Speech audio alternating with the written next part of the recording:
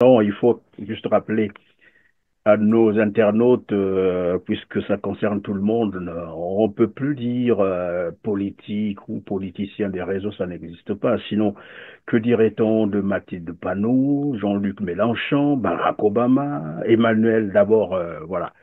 Vous avez aussi Donald Trump qui aime bien s'exprimer Ah sur ben les Donald réseaux. Trump est sur les Voilà, vous réseaux. avez Mélenchon, le président Macron, etc. Ils sont tous sur les réseaux sociaux ben, et ils évidemment, réagissent. tout le temps, il n'y a jamais une semaine qui passe sans qu'il propose des analyses, pourquoi pas des tribunes, des chroniques, des éditos. On n'a pas besoin d'être journaliste pour le faire. C'est une manière de commenter l'actualité socio-économique et politique de son pays avec les nouveaux outils, bien sûr, voilà, de la communication. Et lorsqu'on ne sait pas utiliser ces outils, c'est pas la peine de venir s'attaquer aux autres. Ça n'a rien à voir avec les voilà les journalistes comme qui dirait ou les politiciens de réseau. Non, non, non. Écoutez, bon, mais bref. Alors Clément Mirassa, on va revenir tout de même sur le statut de l'opposition parce que là se pose un problème. Les vrais opposants, peut-être que ce n'est pas ce qui nous intéresse aujourd'hui, mais je voudrais comprendre avec vous que dit la loi. C'est quoi un opposant au Congo-Brazzaville et quels sont ses, voilà, j'allais dire son champ d'action. Alors, Christian, cette question me fait sourire. Il y a une loi, à mon avis, cette loi est très claire. Un parti est dit de l'opposition lorsqu'il ne soutient pas l'action du gouvernement. C'est clairement dit. Alors, je suis surpris lorsqu'on parle de vrais, de faux opposants et autres, mais c'est défini par la Constitution. Si d'aventure, tu penses que tu es à l'opposition alors que tu soutiens l'action du gouvernement, ben, tu n'es pas opposant, tu es un faux opposant. Oui, Clément Mirassa, je réitère ma question. Seriez-vous candidat à l'élection présidentielle 2026, oui ou non?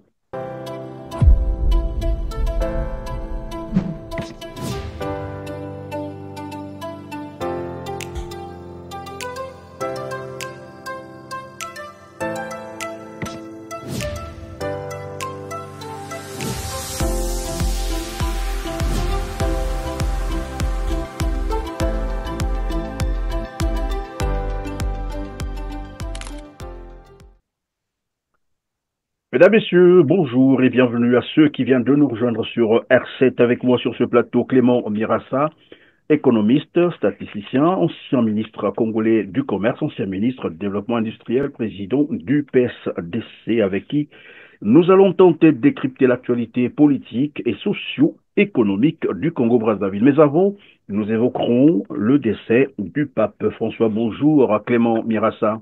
Bonjour Christian, je suis encore très heureux de me retrouver avec toi, même si il y a certains esprits qui n'aiment pas qu'on soit sur le numérique, mais écoute, le monde Ben, c'est évolue.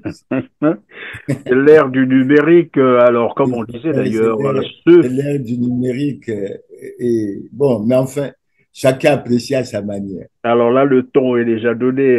Je semble comprendre quelque chose, mais ouais, évidemment, c'était important de le rappeler que nous sommes à l'ère du numérique et c'est comme avant, on le disait déjà, ceux qui ne sauront pas utiliser l'outil informatique seront des illettrés du 21e siècle. On va le comprendre tout à l'heure. Alors, commençons par le décès du pape. La communauté chrétienne est en deuil. Je vous sais aussi fervent chrétien. Quel sentiment vous anime actuellement sur le décès du pape François? Merci bien pour ta question, Christian. Nous sommes très tristes et nous sommes d'autant plus tristes que nous avons été surpris par le décès que nous considérons inopiné de sa sainteté, le pape François.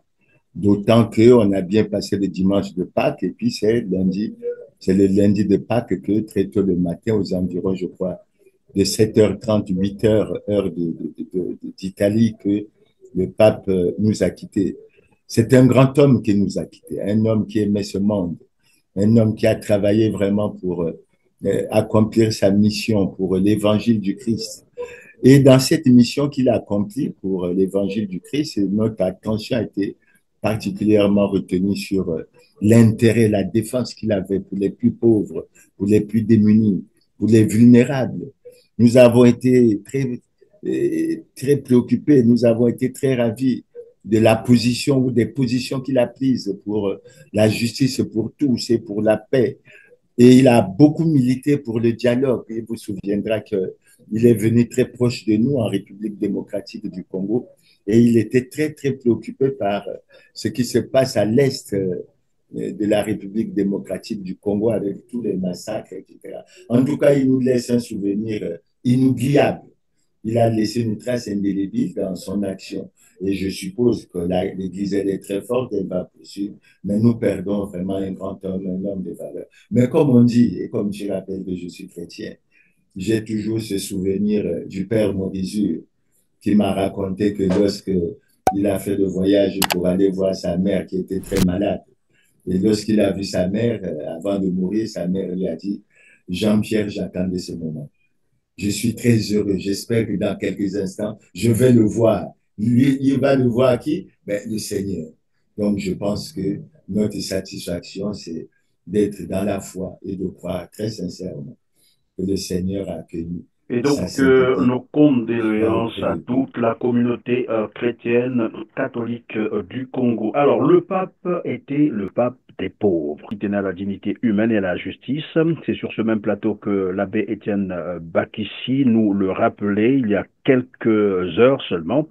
Alors, quand vous observiez autour de vous, Clément Mirassa, vous qui êtes sur place au Congo-Brazzaville, les conditions de vie des Congolais actuels, qui manquent de tout, tout presque, pas d'eau potable, pas d'électricité stable, des hôpitaux sont ceux qu'ils sont devenus, un taux de mortalité très effrayant au Congo-Brazzaville, l'éducation en berne, est-ce qu'on peut encore penser que les Congolais jouissent toujours de leur dignité humaine et de la justice? Non, en ce qui concerne le Congo chrétien, tout le monde le sait. Le Congo est dans une situation chaotique, dans une situation dramatique. Tu rappelles quelques éléments. Là, tu es très gentil, tu ne parles que de l'eau, de l'électricité, mais regarde les routes, regarde les érosions, regarde tout ce qui se passe. Regarde même comment les Congolais ont du mal à joindre les deux bouts du mois. Même les retraités qui ont cotisé n'arrivent pas, ont 41 mois d'arriéré de pension. Ils ont touché la pension du mois de mars, le 23 avril. Ils se posent la question. Non, la situation est véritablement dramatique. Elle est véritablement chaotique. En fait, vous êtes en Et train ce de qui, dire même le cadre de vie des Congolais a été détruit, ça n'existe plus. le cadre de vie a été détruit. Les conditions de vie sont extrêmement préoccupantes. Mais écoute, Christian, le constat a été régulièrement fait. Nous l'avons régulièrement fait. Le Congo est un pays extrêmement riche. Mais les Congolais croupissent dans une misère et une pauvreté à la fois inacceptable et intolérable. Tout le monde le sait. Et quand on voit en plus la situation de la jeunesse, on voit la situation de l'éducation. Et puis, s'agissant de l'éducation, Christian, je vais te rappeler quelque chose. Il y a eu des États généraux. Il y a eu d'abord 2013 et 2014 qui, selon les gouvernants, ont été 2 années consacrées à l'éducation. Mais l'éducation, ça ne marche pas du tout. En 2024, il y a eu les États généraux de l'éducation. Mais jusqu'à aujourd'hui, aucune recommandation n'est appliquée. Donc, les choses ne font que s'appliquer. Et tous les jours, on nous dit, par exemple, que pour l'enseignement primaire, préscolaire, primaire, secondaire, qu'il y a un déficit de 20 000 enseignants, mais c'est depuis des lustres qu'on a fait ce conseil, qu'on n'arrive pas à le résoudre. Alors, nous allons parler de politique ces dernières semaines. Vous l'avez remarqué, vous qui êtes sur place. Elle était très agitée sur le plan politique. Conférence de presse par-ci, conférence, débat par-là, meeting ailleurs. Bref, on peut les circonscrire en deux catégories. La toute première, c'est ceux qui jugent la présidentielle de 2026 inopportune et qu'il faut peut-être revoir tout le processus d'organisation des élections, donc qui exige une transparence avant toute décision d'y prendre part. La deuxième catégorie, c'est celle qui se dit, malgré tout, prête à prendre part à cette élection présidentielle en l'état, bien entendu. Et sont déjà en campagne, hein, on voit les images, on les voit tourner partout. Ma question, c'est de savoir de quel côté vous situez-vous. De quel côté je me situe? Oui. J'aurais pu donner une réponse simple, Christian. Mais c'est très difficile dans un pays comme le Congo. Et je vais te dire pourquoi. Il faut savoir que lorsqu'on parle des élections, il faut se référer, moi je suis statisticien, il faut se référer à un indice. C'est l'indice de démocratie. L'indice de démocratie de ce pays est de 2,79 sur 10. Et le Congo est classé au plan international comme un pays à régime autoritaire, c'est-à-dire une dictature. Et la question qu'on peut se poser honnêtement, est-ce que dans une dictature, on peut préparer des élections dites démocratiques, transparentes, apaisées et crédibles? Je dis non. Et ce non que je dis s'appuie par le fait que je suis de ceux qui pensent que depuis 2002, aucune élection libre, démocratique, transparente, crédible et apaisée n'a été organisée dans ce pays. Et le premier constat que je vais faire, que les gens ont peur d'évoquer, Christian, dans ce pays, ils ont peur, c'est le respect de la loi. Et j'évoque ça pourquoi? Parce qu'il y a deux aspects par rapport au respect de la loi. Le premier aspect, c'est que le Parti congolais du travail n'est pas en conformité par rapport à la loi. Et il est dit dans la loi sur les partis politiques, l'article 31, qu'en cas de violation des lois en vigueur par tout parti ou groupement politique ou de troubles à l'ordre public, le ministre chargé de l'administration du territoire suspend le parti concerné et procède au blocage, à la fermeture de ces locaux. Mais le Parti congolais du travail n'est pas en conformité avec la loi depuis 2002. Et lorsqu'on dit que Mirassa est radical, mais c'est parce qu'il soulève ça, parce que ça pose des problèmes aux gens du pays. C'était maintenant l'autre volet que j'évoque. Le président de la République est en situation délicate et manifeste d'incompatibilité constitutionnelle. Donc nous avons un cas. Et dans le cas d'espèce Christian, je peux dire aux téléspectateurs, je peux te dire, toutes les élections qui se sont déroulées dans ce pays l'ont été dans l'irrespect total des lois et règlements de la République. Et là, quand je suis ce qui se passe, on veut encore aller à l'élection dans l'irrespect des lois et règlements de la République. Parce que si on respecte les lois et règlements de la République, surtout par rapport à l'article 77 de la Constitution, le président de la République a prêté devant la nation et le peuple le serment, entre autres, de respecter la Constitution et de faire respecter la Constitution. Ça veut dire quoi? Mais le président qui s'est déjà rendu compte que le Parti congolais du travail n'est pas en conformité avec la loi, devrait appliquer la loi, c'est-à-dire procéder à la sanction, bien qu'il ait constaté que son ministre, le ministre de l'Intérieur, ne veut pas procéder à la sanction. Tout simplement pourquoi? Mais parce qu'il est membre du bureau politique du PCT, etc. Donc, nous allons à une élection. En somme, lorsque vous êtes en train de répondre, Clément Mirassa, je viens de comprendre que finalement, c'est un régime hors la loi, il faut le dire comme ça, un Mais gouvernement actuellement, on hors est la hors loi. la loi. Alors, Actuellement, on est hors la loi. mais Et, évidemment, et, et alors que je vais terminer par là, euh, alors à l'opposition, je crois que vous l'avez suivi, Denis Sassou Nguesso disait qu'il n'accepterait jamais, mais vraiment jamais, que soient organisées des élections hors la loi. C'est lui qui le dit. D'ailleurs, je vais vous proposer de suivre cette séquence et on revient sur le plateau. Suivez. Jamais, jamais nous n'accepterons que soient organisées des élections hors la loi. Là aussi, nous prenons l'opinion internationale à témoin. Je crois que tous les responsables de ce pays doivent penser aux intérêts du peuple, à la paix et à l'unité nationale. Partout ailleurs en Afrique où les dirigeants se sont permis de méprise sur ces questions, ces dirigeants ont plongé leur peuple dans les drames que nous connaissons.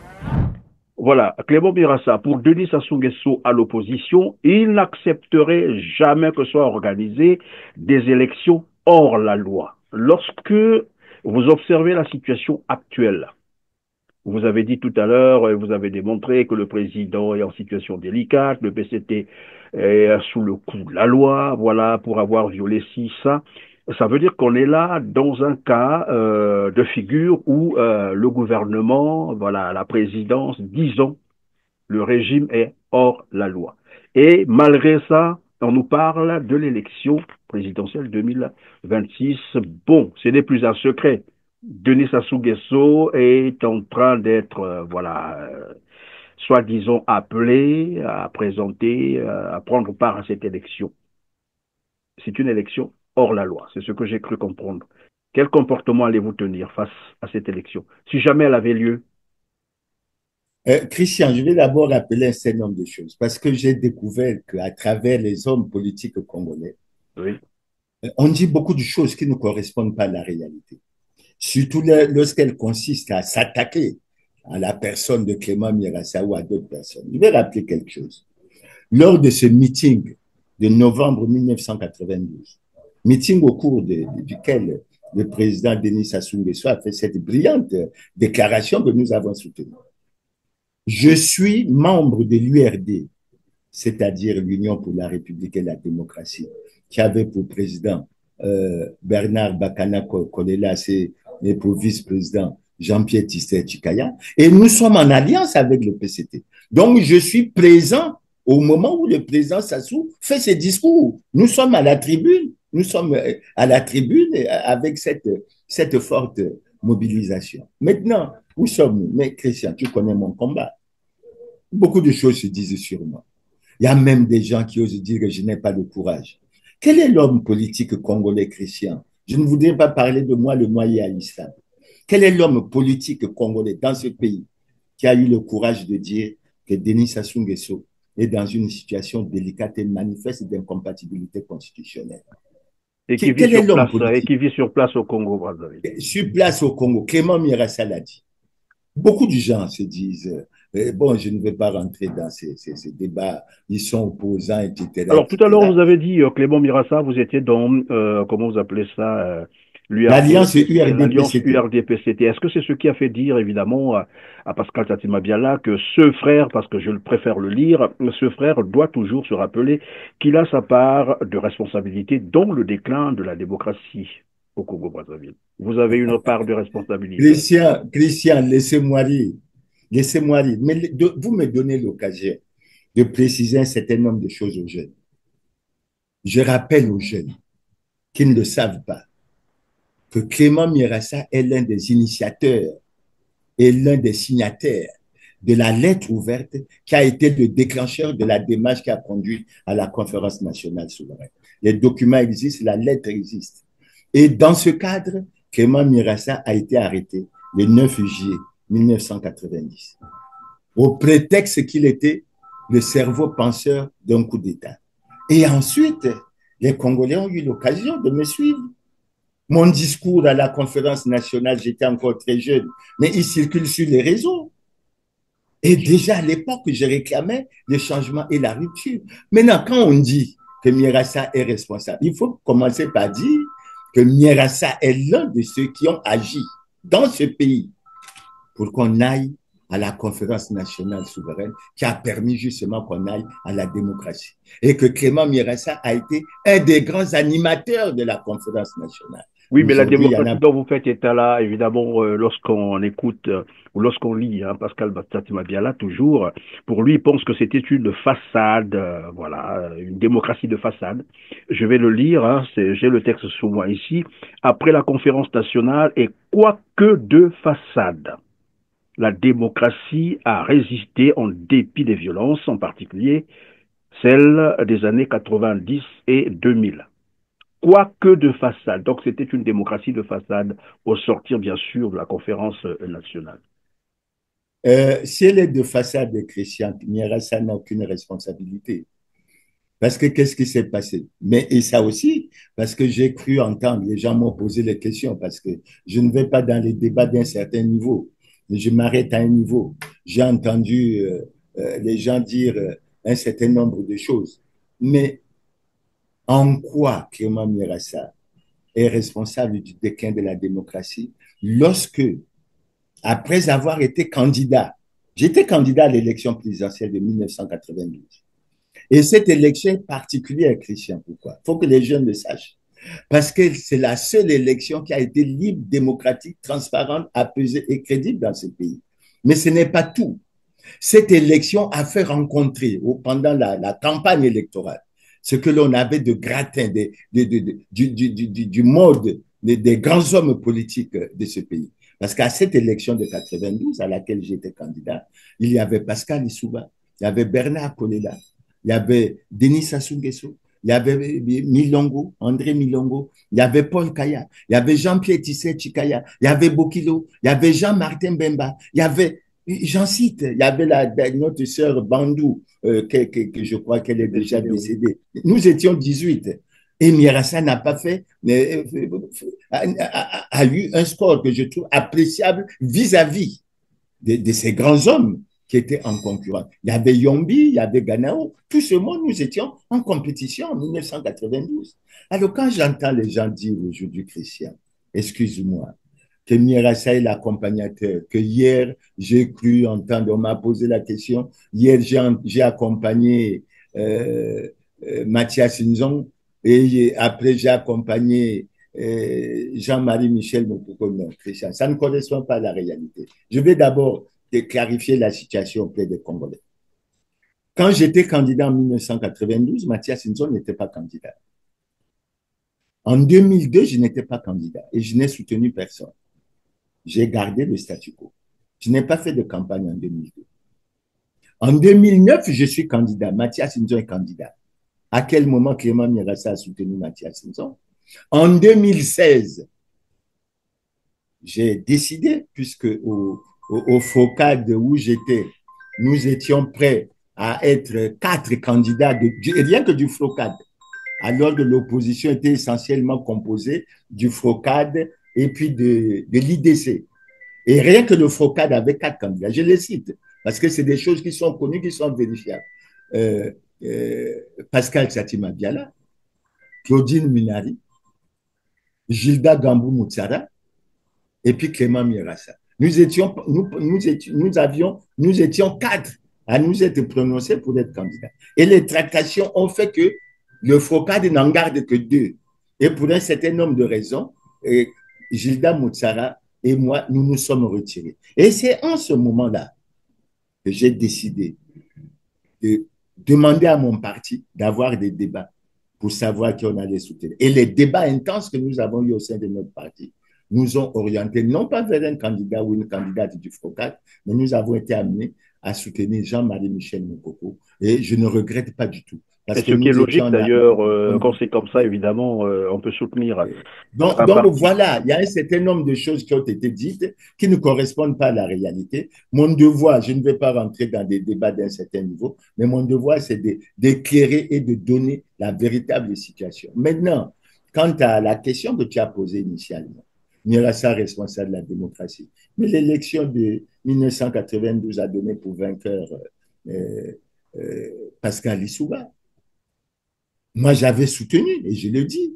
Au premier tour, j'étais candidat. Au deuxième tour, j'avais soutenu Bernard Bakana Kolela, que nous pensions être le candidat du changement. Et après, nous avons créé l'URD, l'Union pour la République et la démocratie, qui se positionnait à l'opposition du pouvoir du président Pascal Lissouba. Est-ce qu'être opposant, c'est déstabiliser un pouvoir? Maintenant, si on parle de la déstabilisation du pouvoir du président Lissouba, mais parlons de la guerre. Est-ce que Mirassa a eu un jour...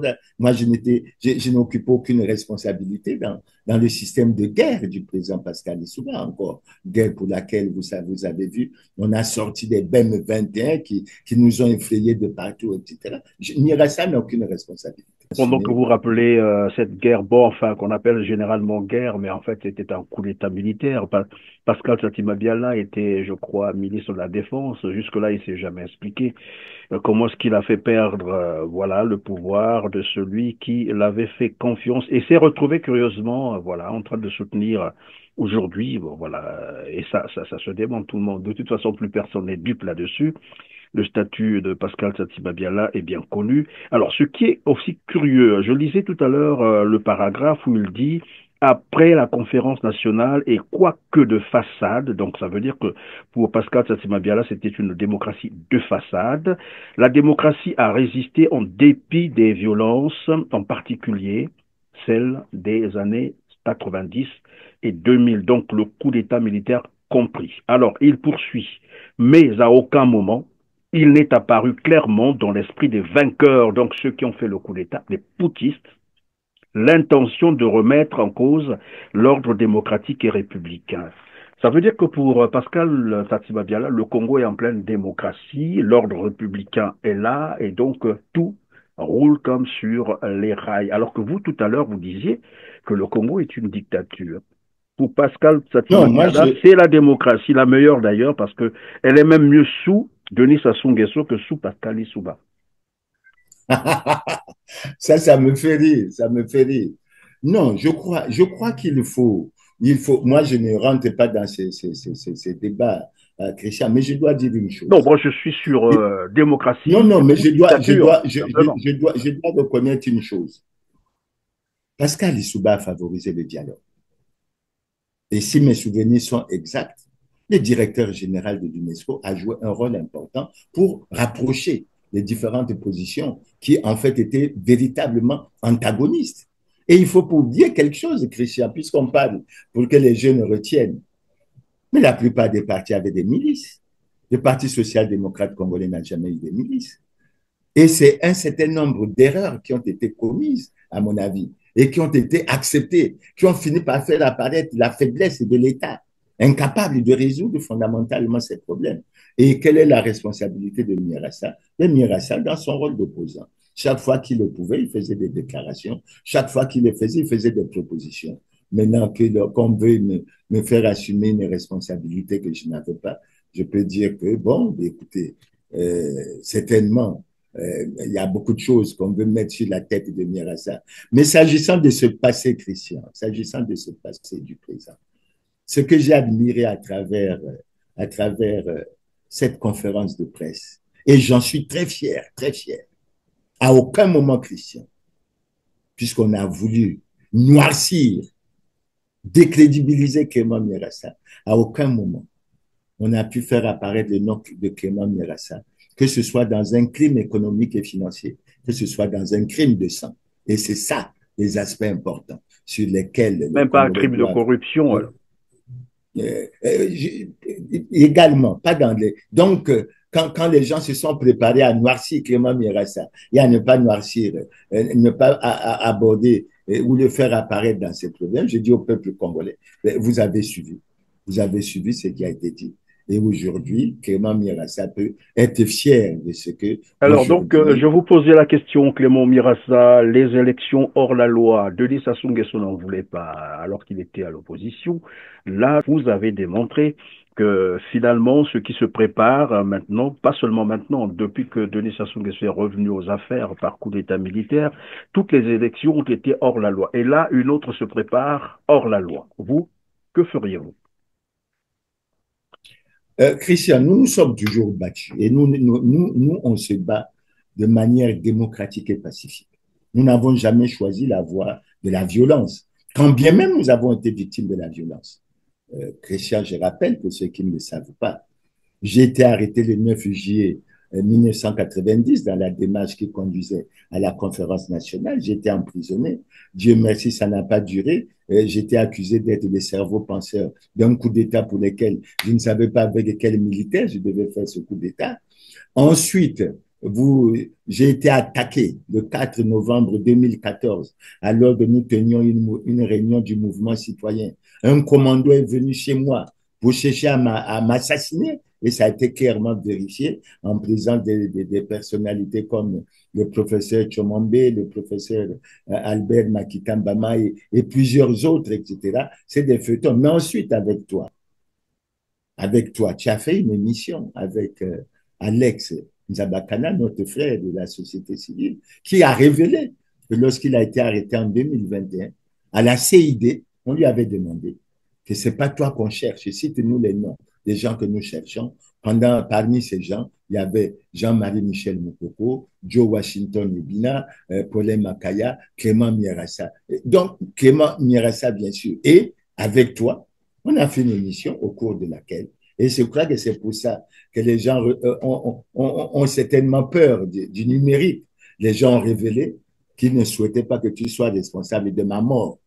Alors, c'est quand j'entends ce que l'on dit et ce que moi je vis, ben, je suis surpris que cela n'intéresse pas les gens. C'est plutôt une indifférence totale à ce qui pourrait m'arriver, même la mort, bien sûr. Mais je le regrette, mais je sens le poids que j'ai, le poids de mes responsabilités dans le combat politique que je mène. Oui, Clément Mirassa, je réitère ma question. Seriez-vous candidat à l'élection présidentielle 2026, oui ou non?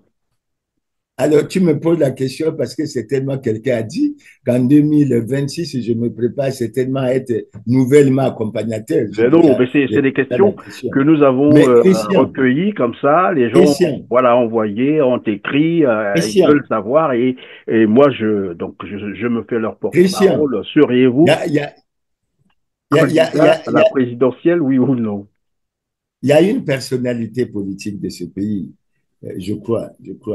Je ne sais pas si je me trompe en pensant qu'elle se situe aujourd'hui, soi-disant, à l'opposition républicaine, apaisée ou quoi, qui a déclaré au sortir du discours de Madinou, quand cette question lui a été posée, et cette personne a répondu spontanément, on ne peut pas aller à une élection dont les résultats sont connus d'avance. J'aurais pu te donner cette réponse, mais je ne vais pas me limiter là, Christian.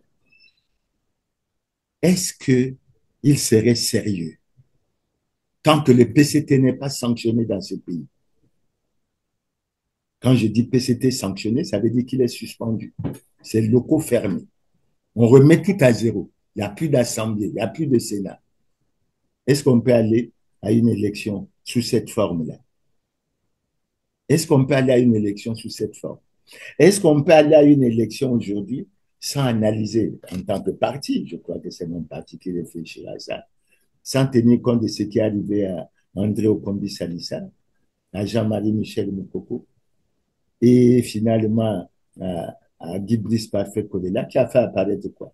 Mais que dans les pays comme les nôtres, quand vous êtes opposé, que vous allez aux élections, la solution finale, c'est quoi? C'est soit l'exil, soit la prison, soit la mort. Est-ce que je suis prêt? Mais, je dis, Christian, nous sommes loin au Congo aujourd'hui de remplir les conditions de la tenue d'une élection libre, démocratique, transparente, crédible et apaisée. Nous sommes très loin, nous en sommes très loin.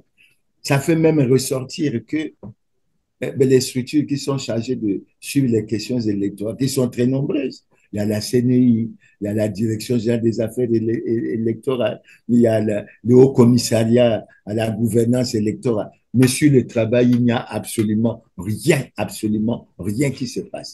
Et je le dis d'autant que le ministre Mboulou a sorti une circulaire invitant les préfets à prendre les dispositions pour régler le problème des personnels, des personnes décédées et tout ça, estimant qu'on va aller à la révision extraordinaire ou des listes électorales, ce qui n'est pas à souhaiter alors qu'on s'attendait à la biométrie et on ne dit rien à personne. Et moi, je pose un problème que j'ai déjà posé, qui est Et très profond, pourtant, très grave. vous êtes redevenu actif, s'il faut le dire comme ça. Et c'est pourquoi finalement, pour quel objectif, si vous pensez que les conditions actuelles d'organisation de l'élection présidentielle de 2026 sont corrompues, s'il faut le dire comme ça, pourquoi vous activez encore, voilà, et on vous revoit Mais comme... pour le peuple congolais, Christian, tu sais pourquoi on m'attaque beaucoup pour le numérique?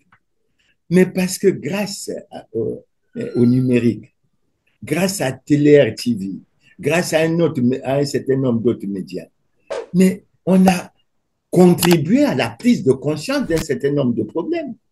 Et les réseaux sociaux sont venus résoudre un certain nombre de problèmes. Christian, est-ce que beaucoup de Congolais savent que les partis de l'opposition sont pratiquement interdits de passage à la télévision congolaise et dans les autres médias d'État? Est-ce qu'on le sait? Et curieusement, il y a quelques jours, j'ai eu un appel du directeur général qui avait souhaité faire une émission, malheureusement.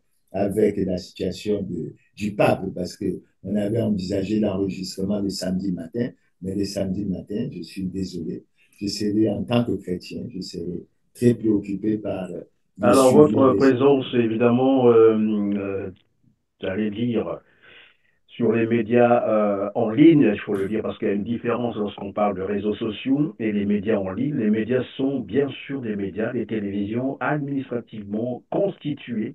Les gens peuvent le vérifier, administrativement constituées, donc on peut leur donner les références, mais qui utilisent évidemment les canaux que tout le monde utilise aujourd'hui, les réseaux sociaux, Facebook, pourquoi pas, Twitter, et puis vous avez aussi Instagram pour ceux qui veulent.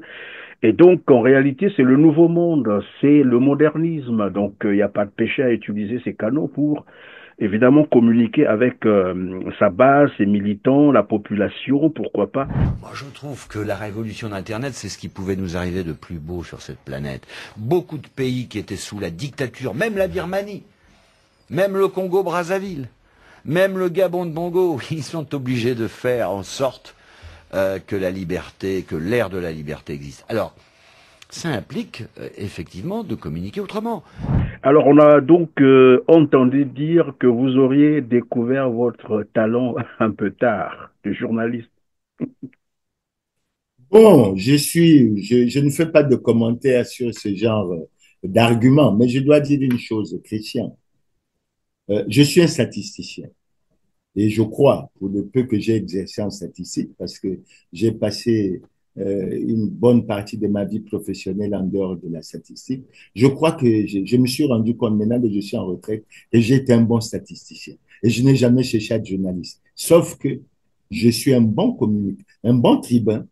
Et quand il s'agit de défendre la cause du peuple congolais, les problèmes de misère, de souffrance des Congolais, devant un pouvoir qui refuse même de procéder à la réduction du train de vie de l'État, qui refuse de procéder à la répartition équitable de la richesse nationale, qui plonge les Congolais dans la misère et dans la souffrance, qui protège les responsables des scandaleux crimes économiques et financiers. Et je ne parle pas, je crois que les gens ont peur de ça.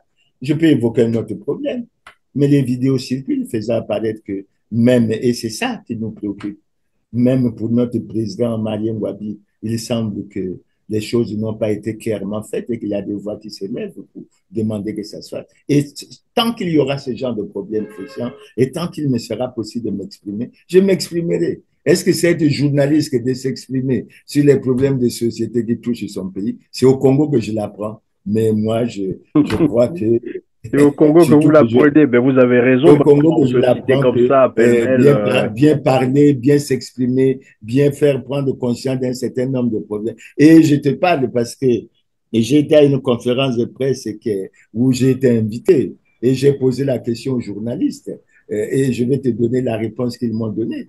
J'ai posé la question aux journalistes pour dire, mais en fait, je ne vous comprends pas.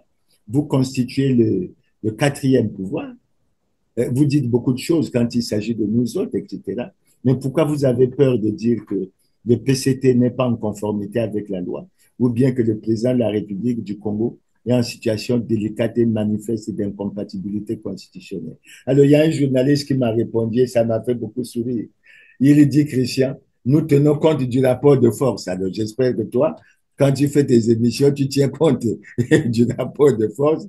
Et quand il y a ce rapport de force, donc la peur, c'est à plusieurs niveaux, mais il faut qu'on arrive à vaincre la Mais peur les et qu'on rapports essaie. de force, évidemment, peut-être qu'ils ont raison, surtout ils sont sur place. Mais non, il faut juste rappeler à nos internautes, puisque ça concerne tout le monde, on ne peut plus dire politique ou politicien des réseaux, ça n'existe pas. Sinon, que dirait-on de Mathilde Panot, Jean-Luc Mélenchon, Barack Obama, Emmanuel d'abord, voilà. Vous avez aussi Donald Trump qui aime bien s'exprimer sur Avec les Donald réseaux. Trump sur les Voilà, vous réseaux, avez Mélenchon, le président Macron, etc. Ils sont tous sur les réseaux sociaux ben, et ils évidemment, réagissent. tout le temps, il n'y a jamais une semaine qui passe sans qu'il propose des analyses, pourquoi pas des tribunes, des chroniques, des éditos. On n'a pas besoin d'être journaliste pour le faire. C'est une manière de commenter l'actualité socio-économique et politique de son pays avec les nouveaux outils, bien sûr, voilà, de la communication. Et lorsqu'on ne sait pas utiliser ces outils, c'est pas la peine de venir s'attaquer aux autres. Ça n'a rien à voir avec les journalistes comme qui diraient ou les politiciens de réseau. Non, non, non. Écoutez, bon, mais bref. Alors, Clément Mirassa, on va revenir tout de même sur le statut de l'opposition, parce que là, se pose un problème. Les vrais opposants, peut-être que ce n'est pas ce qui nous intéresse aujourd'hui, mais je voudrais comprendre avec vous que dit la loi. C'est quoi un opposant au Congo-Brazzaville et quels sont ses, voilà, j'allais dire son champ d'action.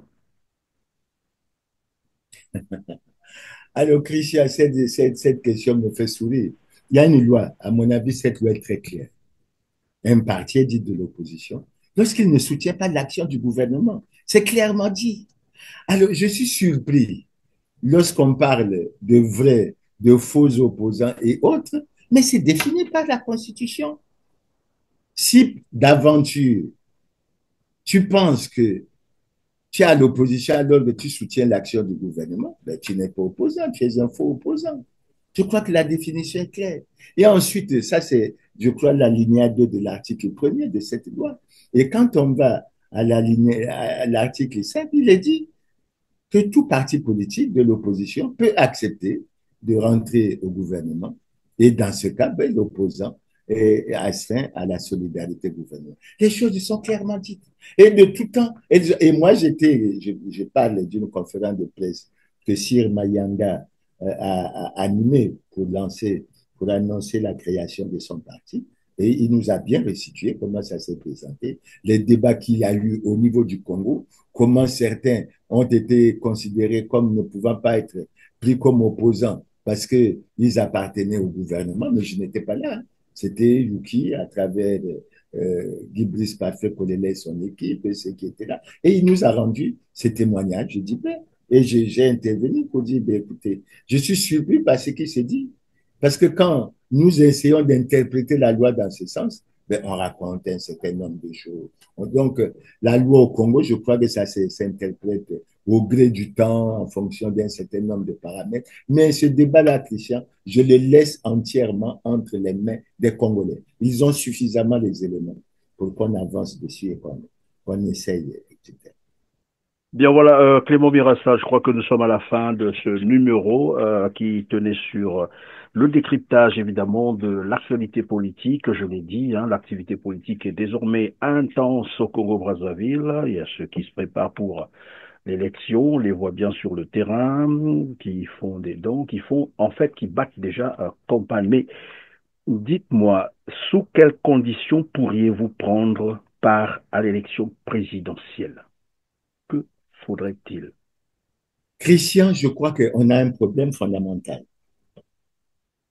Moi, j'aurais souhaité que l'élection présidentielle se prépare dans le cadre du respect de la loi.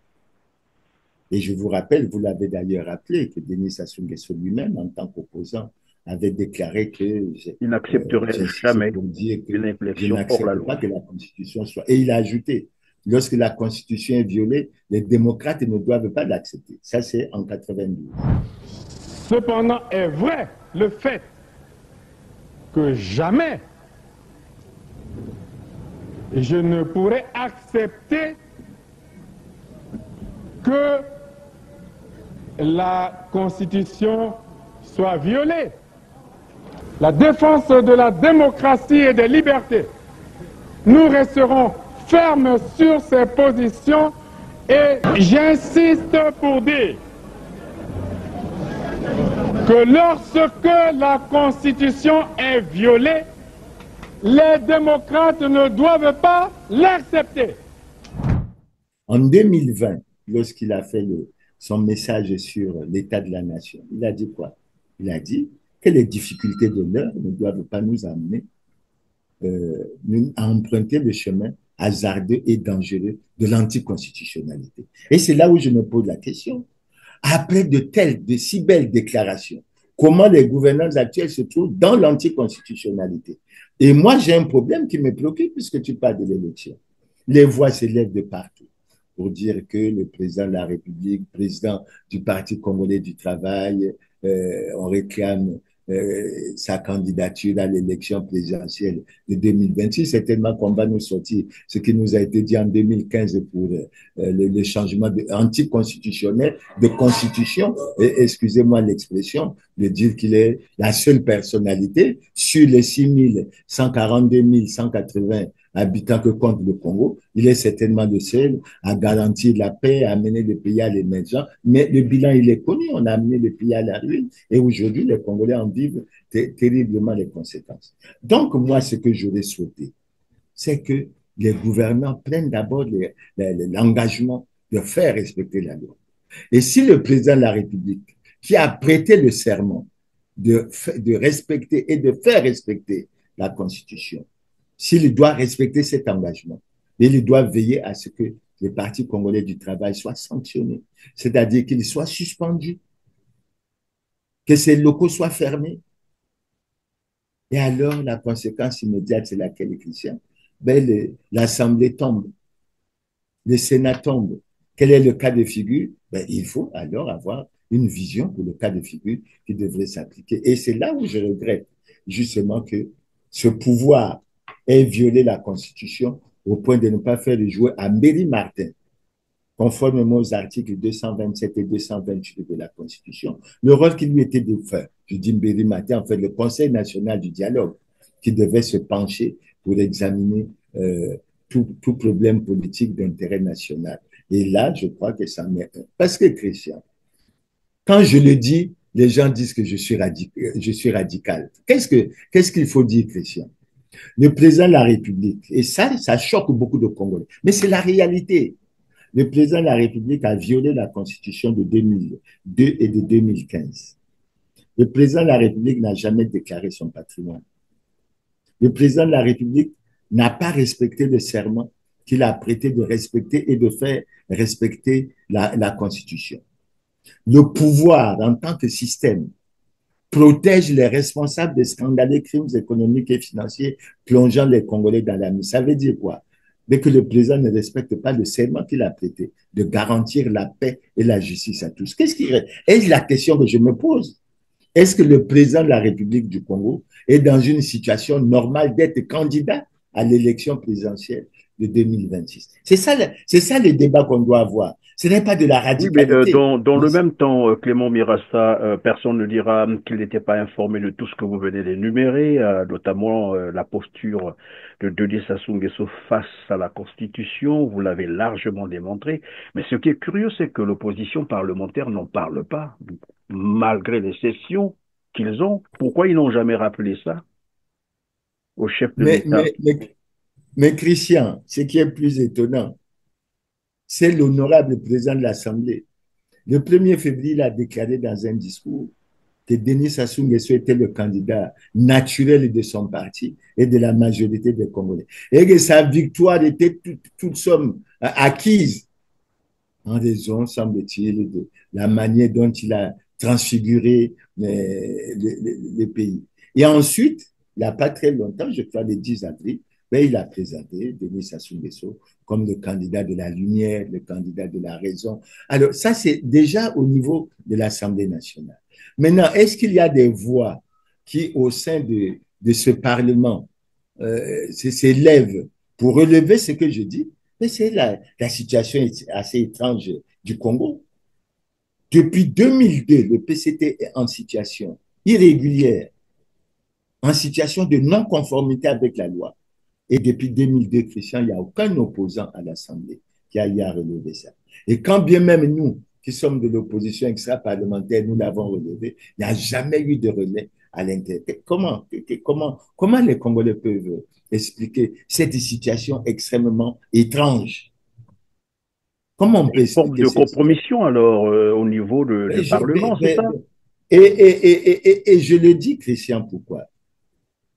Parce que lorsque j'ai introduit le recours en 2020, recours qui portait sur l'inconstitutionnalité de l'élection qui a permis la reconduction de Denis Sassou Nguesso comme président du comité central du PCT, c'est-à-dire président du Parti congolais du travail. Mais j'ai été remettre ce dossier à la plupart des responsables de l'opposition politique. Christian, ça a été le silence plat. Silence plat. Et après, quand on se retrouve, on entend dire Mirassa est radical, il est extrémiste. Mais dans la loi, tu m'as posé la question sur la loi, la loi portant statut de l'opposition politique. Mais on n'a pas parlé, là-dedans, on n'a pas parlé d'opposition républicaine, d'opposition apaisée. Non, vous soutenez ou vous ne soutenez pas l'action du gouvernement, c'est clair. Si vous soutenez l'action du gouvernement, vous n'êtes pas opposant. Mais d'ailleurs, on a entendu Pascal Sassima-Biala le dire lui-même, nous sommes là pour vous accompagner, je crois que c'est ce qu'il a déclaré à l'Assemblée Non, nationale. mais j'aurais souhaité, sur la question, Christian, j'aurais souhaité que tu fasses l'effort de retrouver l'émission que tu as faite à la fois avec mon frère Anatole René, Libongongoka.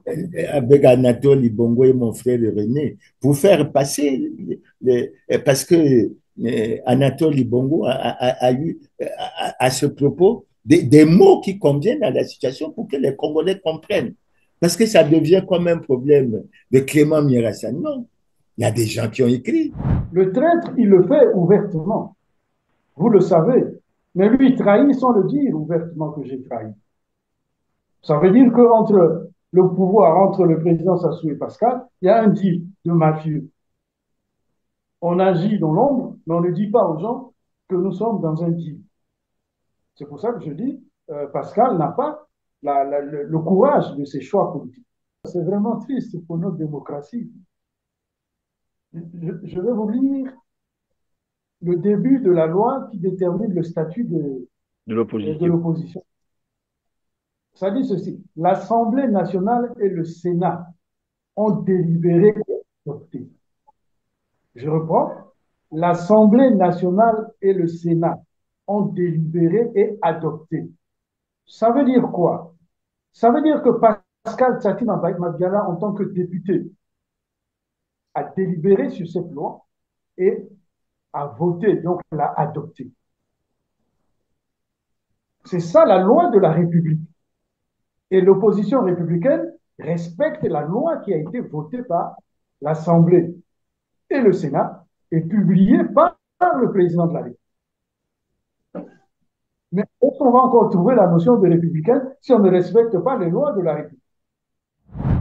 Le parti Alliance a écrit à un certain niveau pour dire que... Oui, mais moi je reviens sur ce que vous avez dit tout à l'heure, où vous soutenez ou vous vous opposez, c'est-à-dire si vous êtes opposant, vous êtes opposé évidemment au pouvoir en place, et sinon vous soutenez et vous êtes avec le pouvoir en place, soit dans la majorité dite, je sais pas moi, du pouvoir.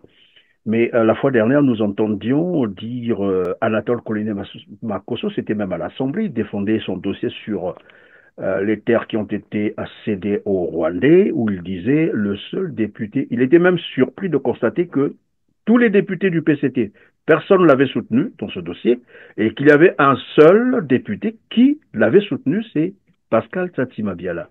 C'est quand même curieux pour quelqu'un qui se dit de l'opposition. Bref, je rappelais juste pour, évidemment, l'analyse. Donc, bon, voilà. Mais j'ai dit une chose claire. Moi, je suis de ceux qui pensent, au-delà des critiques qui sont formulées contre ma personne, je suis pour une chose claire. Il n'y a pas d'opposant, il n'y a que des preuves d'opposition. Christian, tu trouves normal dans un pays comme celui-ci qu'il y ait un problème aussi grave comme celui des terres? Il y a combien d'hommes politiques qui ont pris la parole? Il y a combien d'hommes politiques qui ont pris la parole pour monter au créneau et défendre cette affaire de vente? Une affaire sensible en plus. Nous nous sommes levés, nous étions 4. Les jeunes de Sengavé, Jean-Pierre Anyangoy, Victor Onyongo, et nous avons fait des déclarations qui ont fait que le Premier ministre nous a envoyé le bottin. Vous avez vu, c'était le résultat d'un travail politique qui a été fait. Christian, lorsque Laurent Sokoko révèle dans une émission qu'il y a un complot international qui est monté contre la République du Congo et que ce complot visait l'assassinat du chef de l'État, tu trouves normal que les acteurs politiques restent silencieux et on veut comme enterrer ce problème alors que l'on sait que c'est pour une affaire de ce type que Jean-Marie Michel Mokoko est en train de purger sa 9e année en prison. Est-ce que c'est sérieux? Est-ce que c'est sérieux? Parce que tous les Congolais sont égaux devant la loi. Pourquoi doit-on en protéger certains et pourquoi doit en faire souffrir d'autres? Ce n'est pas du tout sérieux. Lorsque le pays est en crise et que les Congolais souffrent comme nous souffrons, mais les propositions que nous faisons, je suppose qu'Anatole Koliné-Makosso et Christian, tu pourras avoir l'occasion de poser la question à Anatole Koliné-Makosso. Je ne sais pas s'il y a un homme politique qui a écrit au Premier ministre, au président de l'Assemblée, au président du Sénat, pour évoquer un certain nombre de problèmes qui touchent à la vie du Congo et des Congolais, comme Clément Mirassa. Ils peuvent en donner un témoignage. Et chaque fois que j'ai une préoccupation, j'écris. En dehors de cela, j'ajoute les ministres de l'Intérieur. Alors, on ne peut pas rester là. Les Congolais souffrent. Vous ne dites rien, etc. Et puis après, vous venez vous dire, non, il y a les extrémistes. Est-ce que défendre la cause des Congolais, c'est extrémiste? Mais moi, j'ai choisi de la défendre, sous quelque forme que ce soit. Et Christian, c'est pas là que je vais terminer. Je te remercie de m'avoir donné l'opportunité d'utiliser le numérique assez souvent pour faire avancer ce combat et pour faire en sorte que les Congolais puissent bénéficier de certaines analyses, de certaines contributions. Et je crois que c'est ça qui nous permet d'aller de l'avant. Merci beaucoup, Clément Mirassa. Vous l'avez dit, évidemment, c'est l'ère du numérique. Celui qui ne s'accroche pas va disparaître. Ben, c'est naturel, hein, c'est très facile à comprendre. Grand merci donc d'avoir été avec nous encore sur R7. Clément Mirassa, je rappelle que vous êtes économiste, statisticien, ancien ministre congolais du commerce, ancien ministre du développement industriel et président du PSDC. Notre plateau reste ouvert à tout le monde, à tous ceux qui voudront s'exprimer. En tout cas, Christian, merci et à la prochaine. Je vous en prie, mesdames, messieurs, c'est la fin de cette émission. Cliquez sur le petit pouce en l'air juste en bas de la vidéo. Partagez massivement et dites-nous en commentaire ce que vous en pensez. On se retrouve très prochainement. Merci.